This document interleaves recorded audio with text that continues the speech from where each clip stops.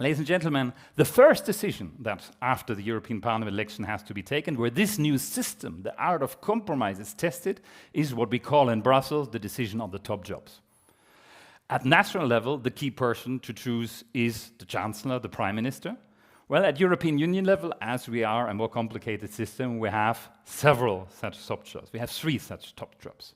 The President of the Commission, the President of the European Council, and somebody who has a very complicated name. I call him or her Europe's Foreign Minister, but this was foreseen in the Constitutional Treaty, then it was rejected, and we had to do the same thing again and call it more complicated because allegedly people wanted it complicated. I never heard somebody who wanted it complicated, but that was the consensus of all heads of state and government. That's why we call it now High Representative for Foreign Affairs and Security Policy and Vice President of the European Commission, in the abbreviation HRVP. You can also call him or her Foreign Minister, but don't say it too loud. So you have these 3 top jobs that have to be now, by this system of national and European democracy, to be decided on. And how does this work, ladies and gentlemen? First of all, as a lawyer, we always look into the treaty. In the treaty, there is fortunately a declaration attached that you probably know all from national politics. Because it means when you do this, you have to be balanced. And you have to be balanced, here it says, the need to respect the geographic and demographic balance of the European Union and its member states. The demographic and geographic diversity of the European Union and its member states. What does it mean? Well, geographic means they should not all be all from the north, all from the south, all from the west, all from the east. So, like we probably will not have an Austrian government only made up of people from Vorarlberg, even though they are fantastic. We would have somebody from Niederösterreich, for example. I think that's probably logical. And others. At European Union level, you try to have this balance as well. Then demographic diversity. What does this mean? Demographic diversity means the European Union is a union of bigger and smaller member states, but that should not be seen. All of them have a say. So we should see in this final top jobs distributions, bigger and smaller member states, they should both feel represented. It should not be the European Union only of the big guys. In all our institutions, we have this. In the European Parliament, you see that Germany has 96 members of the European Parliament, Austria 20. Well, Austria has fewer, but proportionally to the population of Austria, the vote of a voter in Austria votes twice. That's why I voted in the European Parliament elections in Austria, because you're much more powerful here than when you vote in Germany. But don't tell this. Also, this is on the internet, so careful. So also here in this division of the top jobs, we want to see the demographic balance that the European Union takes bigger and so-called smaller member states equally into account.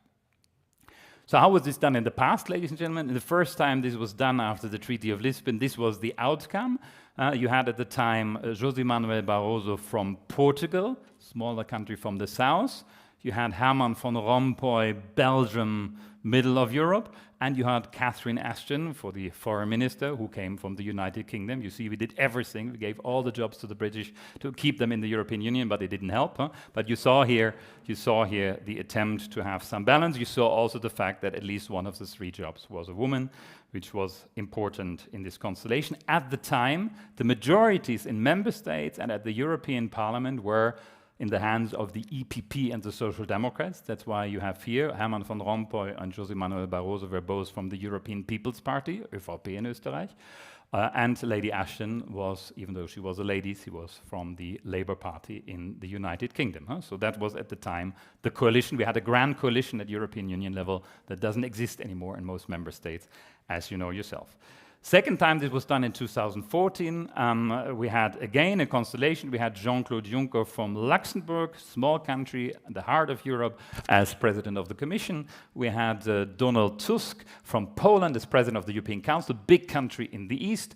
And we had Federica Mogherini, big country from the south, and a woman as foreign minister, high representative. Again, I think one could criticize at the time that perhaps not all small countries were represented, but Jean-Claude Juncker incarnated the small countries. So people felt very happy with him because he was famous in European Council meetings that he let everybody speak. And some said, why does he allow also the guy from Cyprus to speak? Well, that's the European Union. Everybody has the right to speak. And Jean-Claude Juncker was very good at that because he also knew everybody gets tired afterwards and votes then for the decision. And we have the current constellation that is now coming to end, 2019-2024, with Ursula von der Leyen from Germany, big country from, I don't know, is it northeast or you judge yourself.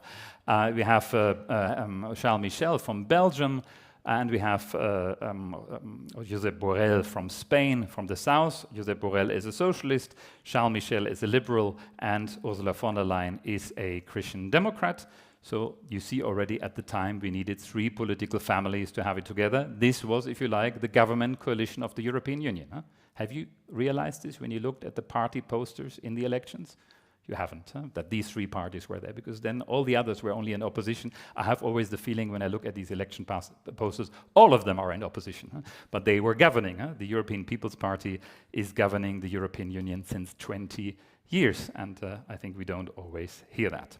Ladies and gentlemen, how is this happening now? We have now, again, we have to, now after the European Parliament election, a new president of the Commission has to be elected. There's an article in the treaty that says how this works. So there are 3 things that have to happen. You need to have a candidate, somebody has to be ready to do the job. The European Council, that means the heads of state or government, have to propose this candidate with a qualified majority. Qualified majority. It's not one person can block it. Qualified majority. I'll come to what that means in a second. And then has to be elected by the European Parliament. And now comes something very complicated, by a majority of the members of the European Parliament. Not the majority in the room. That means everybody who is not present, everybody who abstains, votes against. This is a challenge. Huh? This is a challenge, and you don't have that in many national parliaments. So the European Council is the first step, has to propose. This is the European Council, ladies and gentlemen, and I gave you here an image because of the events in Austria in the last weeks. I thought, if you look at the European Council with a magnifying glass, this is how it would look like. I portray here the European Council with the coalition in each government. These are the coalition parties in each government. Huh? You see, the longest one is the Belgian one. In Belgium, you have a so-called Vivaldi coalition. You have heard about that, huh? You know the Vivaldi coalition. It's about basically everybody is in this coalition, except very extreme parties. It's all colors. Vivaldi, because of all colors, are in there. Summer, spring, winter, and autumn. So this is what you have. And so now, of course, you could come to a system where you said, we ask all of them, what is your view? And then I think 6 years later, we may have a solution. Huh? This is how you don't work at international level. At international level, there's one person sitting there, and this is how the European Council looks like for us in Brussels. The European Council looks like who is the head of state or government. What is happening behind? What kind of letters are written? What is happening in the coalition behind? We cannot care, because if we started to do that, think about Belgium, it would never finish. Huh? So one person is authorized to sit at the table, and here you see the colors at the time of the decision 2 weeks ago, 10 days ago, how this looked like. We have at the moment in the European Council 4 Social Democrats. We have 5 or 6, depending. At the time you had still 6 liberals. You have the big majority, 11 or 12, depending how you count, are from the European People's Party. You have 2, the 2 blue ones are from the ECR, that is Meloni, and that is also the Czech Prime Minister who is there. And then you have some who don't know yet really where they are or who have been expelled, like Orban and Fico. We don't know exactly where they are, but they are gray or bright gray. Huh? So here we need now a qualified majority for the President of the Commission. So this is not so easy, as you see. What you see already from that, you need probably to come to an agreement with several. Huh? Already here you see the art of compromise means you have to speak to several. Because qualified majority in this case is defined as at least 72% of the members of the European Council. For those who cannot do 72% of 27, I can't do this without a pocket calculator.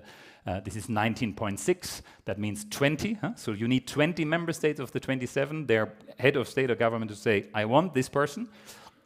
And I need behind them 65% of the population. Another rule that, in this case, to protect the bigger member states, that the smaller member states are not putting the bigger member states outside the majority here, at least not if some of them go together. How do I know which is the population of a member state? Fortunately, they are the rules of procedure of the European Council. I will share the slides with you. What you will see on that one, once a year we update what is the population per country, so that we know how to do the voting, because everybody needs to have this piece of paper in their hands to know. So then you know Austria is 2.02%. Everybody knows this now, thanks to the renaturation law. Everybody knows Austria is 2.02%. How is there? By the way, Austria is on this list of demographic ranking exactly in the middle of the 27 member states. I want never to hear again that Austria is a small country. You have exactly as many countries who are bigger than there are countries who are smaller than Austria. Austria is right in the middle and therefore has also a strong say, as we see in many, many decisions. So that's the majority that you need to get. So you find on the internet a voting calculator, also that everybody has now done thanks to the... I'm so grateful for this renaturation law controversy, because I always looked for a practical case for my law students how to do these voting calculator things. And it never works that it's just 2% that do the trick.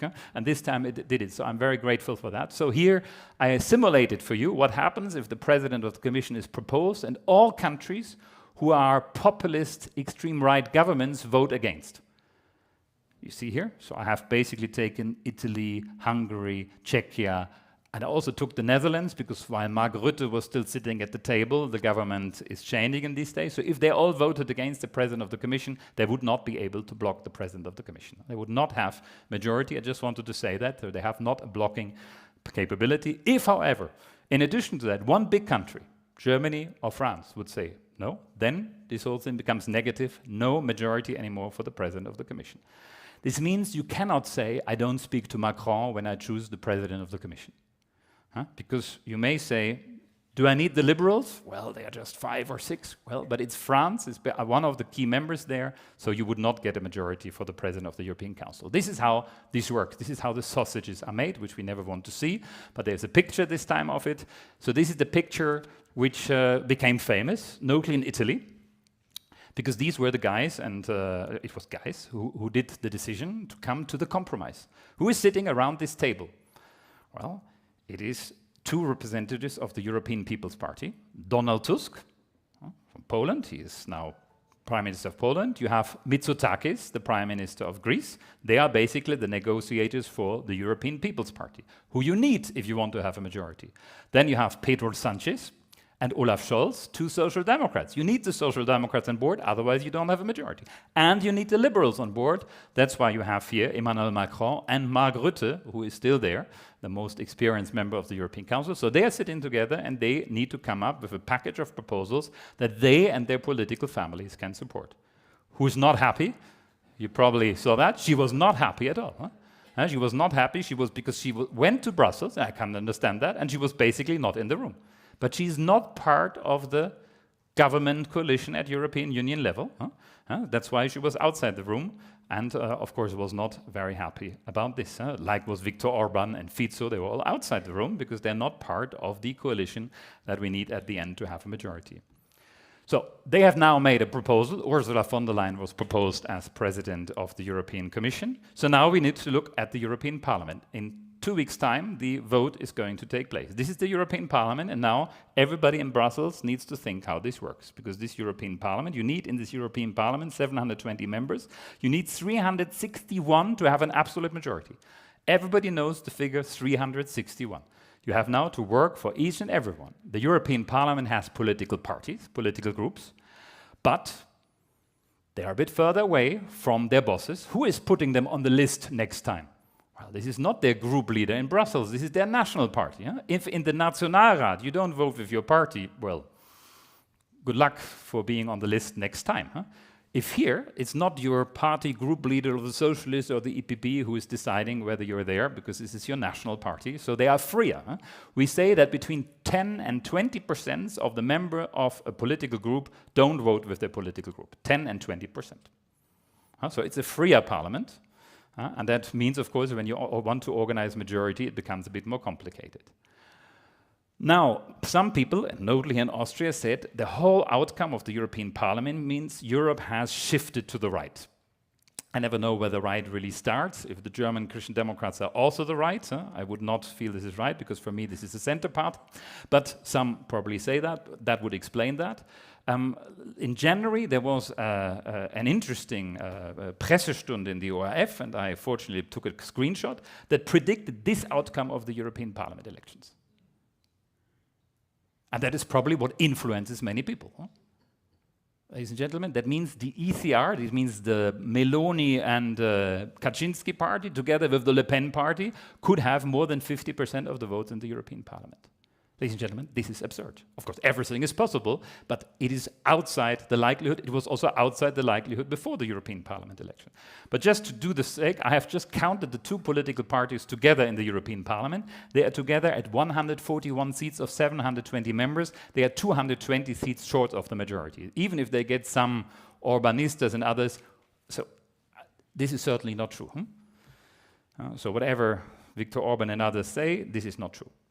So let's broaden this a little bit. What would happen if the European People's Party would go together with these two? In my view, totally excluded, because one of the key personalities in the European People's Party is Donald Tusk from Poland. He just won the election in Poland against Kaczynski and his party. So to go together in a coalition with the Kaczynski party, I think, is totally out of the reality.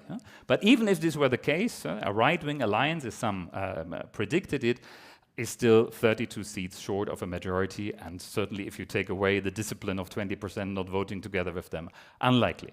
Is there anything else possible on the right?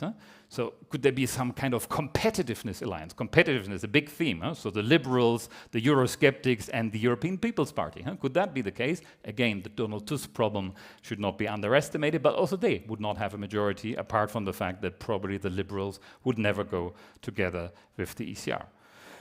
We still don't have a majority. On the right, there is no majority. You see that. Let's go a bit broader, the so-called Jamaica coalition, as we call this in Germany. So what happens if you take the EPP, the Liberals, and the Green, also 44 seats short of a majority? Doesn't work. The Grand Coalition, EPP and Social Democrats, 37 seats short of a majority. You see, it is not so easy to get a majority. You go now to the left. The Socialists, the Liberals, the Greens, so the Ampel coalition, as the Germans would say, are 96 seats short of a majority. So also no majority there. And we are already two parties. If I take the left together, the extreme left here, we are still 57 seats short of an absolute majority. So the only way to have now a majority is we do exactly the same coalition that we had this time. The EPP, the Social Democrats, and the Liberals. They together have 399 seats out of the 361, and that means 38 seats above the majority. But it's 38 seats in the European Parliament, where between 10 and 20% may not vote in favor of you. So if you just take away 10%, then you're at 360. It doesn't work anymore with the 361. So that explains while at the moment, all representatives of these three political groups are speaking to other people. This is, by the way, what you do in a democracy. You speak to other people, not to include them necessarily in your coalition, but to vote with them on certain issues, to strengthen democracies, to have common rules. So one possibility is to include the Greens, at least technically, into this coalition. That would broaden the majority to 92, would be more helpful. But as Mr. Briggs has said, several people hate the Green Deal and don't like it anymore. So, well, you have to have some questions whether you can hate it so much, because then you don't have a majority there. Or you go to the other side and include the ECR. Then you have also a stable majority of 120, but then many people on the left would say, we don't do that. And also Donald Tusk would say, why should I go together with the Kaczynski brothers? And why should the people in the EPP go together with Meloni? So, ladies and gentlemen, this is difficult. So this is what's going to happen in the coming weeks. I think we will have this coalition here, and we have some attempts to broaden this, at least on themes, on overall orientation, on values, but without broadening the coalition as such. But you see, it will be interesting. Because if the vote doesn't succeed, if we are just at 360 votes, then the European Council has to propose another candidate within 1 month. Cannot propose again the same candidate, has to be another candidate. And I have to say, I put here some names that some media speculating about. We have no clue what would happen then. It will probably be a huge institutional crisis, which is an argument to go for the solution that I have outlined in the best possible way. Some speak about Mario Draghi, because people like technicians and technical governments, but Mario Draghi doesn't belong to any political party. And, well, he's still fit, but probably this is how the outcome of the top jobs this time will look like. On the left side, Mr. Costa is already voted and elected by the European Council. He is the president of the European Council for the next 2.5 years. Mr. Costa was the Prime Minister of Portugal. I have met him several times. He was the Prime Minister who brought his country out of the financial crisis and consolidated public finances. And he worked together very well with the European Commission and others, and is an interesting person who has worked for a long time in Brussels. So I think he will be somebody who will work on consensus. Ursula von der Leyen, of course, has the experience now, 5 years Commission President, and generally seen also abroad as somebody who represents Europe. And I think also something new, we have now 2 women this time. We have Kaja Kallas. Kaja Kallas is not only Estonian, she's also the Prime Minister of a country. It's the first time that the Prime Minister is the Foreign Minister of the European Union, which is interesting because she has been sitting over the past years in the European Council. She knows how the leaders think, and this is very important for the European Foreign Minister, who has probably the most difficult job in the world, because we have just a very small infant European foreign policy, because we need to bring 27 countries together. This worked very well on Russia, Ukraine. There we have one position. As you all know, we have struggling for historical reasons more on the Middle East conflict, because member states have a different Zugang to this subject, which probably we should take seriously. But on Russia and Ukraine, we have one common position on unanimity in the European Council, which probably explains why Kaja Kallas, who is somebody who's more on the tougher side of this debate, was chosen now by all member states. This shows that we will not let loose on our Russia policy, on sanctions and other things in the coming years, and this is backed by all 27 member states. Only Mrs. Meloni voted against Mrs. Kallas in the elections, but as you know, we need qualified majority, so this didn't matter. Ladies and gentlemen, there are other top jobs currently being distributed, and if somebody is still interested, I think now is the moment. The so-called vice presidents of the Commission. Something that is a bit mysterious. Most people have no clue what this is, but everybody wants to be a vice president. This is interesting. Everybody wants, by the way, a vice president and an important economic portfolio. This is everybody wants the same thing. What are vice presidents? Vice presidents are foreseen in the Treaty on the European Union, that the president of the Commission can choose a number of vice presidents. He can choose how many, and he appoints them, vice presidents. And for years, the vice president was just given to people who, well, we saw that they deserve it. It's important. There's no additional function was linked to that. The only thing, it's a higher salary. So you gave it to people with a bit more experience, who were prime minister before, or whatever. The first person who changed it was my boss, Jean-Claude Juncker, because he was prime minister of Luxembourg for 19 years. And when he came to the job as Commission President, he said, it's rather strange. I have to appoint 26 members of the Commission, and I don't have 26 jobs. Because in my government, in Luxembourg, we had 14, 15 ministries, but we didn't have 26, 27. So what do I do with all these other people? So I said, well, that's a good thing. I'm a good manager. I don't want to do everything myself, so I need deputies. Deputies can do my job when I have something else to do. When I'm at a G7 summit, they can chair the Commission meeting. When I'm not wanting to go to South Korea, they go for me to South Korea. When there's a trouble between the Energy Commissioner and the Environment Commissioner, I send the Vice President there first, and then see whether he or she can solve it, and then I see if I'm still needed, because then I don't make everybody my enemy. So it was a kind of managerial decision.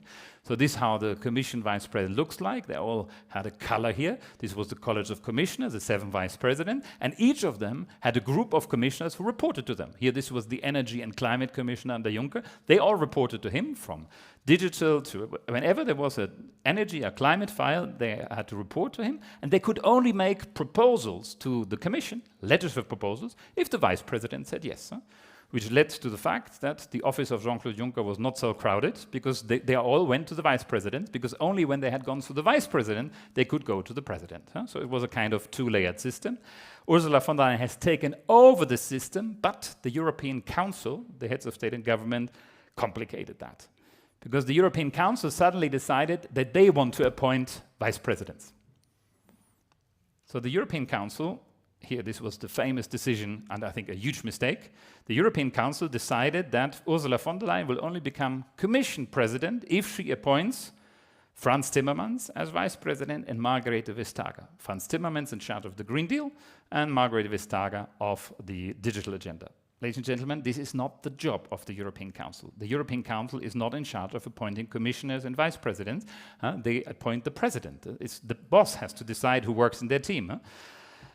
But it was done, and that made, of course, sure that Ursula von der Leyen could not leave the Commission building, because there were always two sitting left and right of her who wanted to have her chair in reality.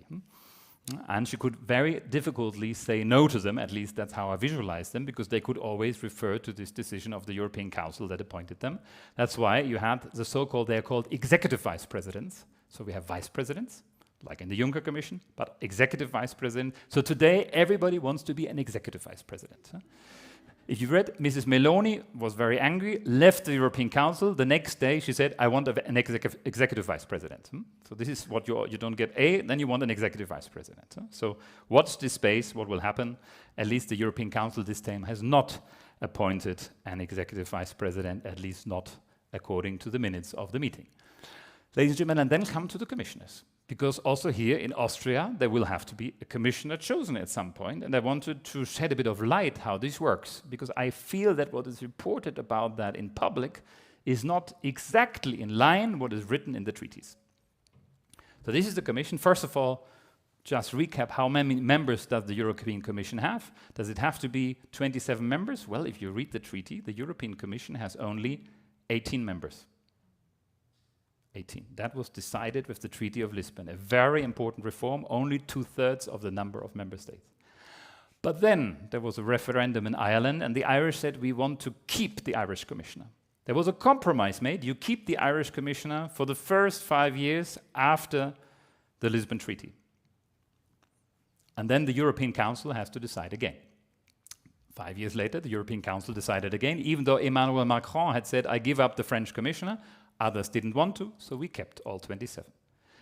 This time again, member states agreed they wanted to keep the 27 commissioner, even though in the treaty it says it's 18. So if you ever complain to us in the Commission that we have too many commissioners, I send you immediately to the national capitals. They can decide this at any moment in time. The European Council can decide to change that because the treaty foresees 18 members of the Commission and not 27. It's only temporary that they are 27, but at the moment, also for this time, they are 27 because member states want this like that. I have to say, I have changed my view on that 15 times, whether it's good to have 27 or not. I think with the system of Juncker, with the vice president, I think it's a workable system. If you give everybody a portfolio, it is not workable. Of course, if you don't have a commissioner from a country, it's not easy how to explain this country that they're somehow, that Brussels is also them, but well, some countries don't know this anyhow because their government doesn't explain it to them. But I think for communication reasons, it has an advantage that there are commissioners in there who are clear and who are also have the possibility to speak to their country themselves. Ladies and gentlemen, the choice of commissioners. The choice of commissioners, how does this work? So here I see sometimes member states choose commissioners. I think probably you all think that Germany chooses the German commissioner, France the French commissioner, Austria the Austrian commissioner, or the Hauptausschuss of the Nationalrat, or even a political party. Ladies and gentlemen, that is not necessarily the case, because the treaty says otherwise. And the treaty is what all 27 member states have agreed. So there's an article in the treaty that says how this works. It says that the council, so all ministers of the member states, by common accord with the president-elect. The president-elect, this is at the moment Ursula von der Leyen, so who has been, but not yet, she is the candidate. When she's elected by the European Parliament, she's president-elect. At this moment in time, she can agree with the council who is commissioner of a country. But she has a say. The commission president must have a say. These are the people who are working for 5 years together with the commission president. They have to have a say. And I think it's rather important that the person who puts together a team for 5 years knows who's sitting there, can also say no. I remember my boss at the time, Jean-Claude Juncker, said no to several commissioners who were proposed to him because he said, yes, you don't need this person anymore, but I also don't need this person. So don't send me somebody you don't need. I want the best. Or he said from the beginning, from this country, I want this person because I have worked together with this person and I know this person knows the file. So the president of the commission has this say. The member states as well, you have to agree, but also you have to come to an agreement. So you cannot just simply say at a member state, this is the commissioner, take it or leave it. You can do that, but the commission president is not obliged to do this. Notably as today, commission presidents try to put together A balanced commission, so for example, not only a commission where there are only 2 or 3 women in there. So the current commission is fully balanced, as probably most governments today would do it, but that you don't get if everybody sends you a man. So that's why most commission presidents in this process say, send me 2 or 3 people, please. Member states may make suggestions, but it's an agreement with the commission president, and the commission president can interview them on the basis of their qualities.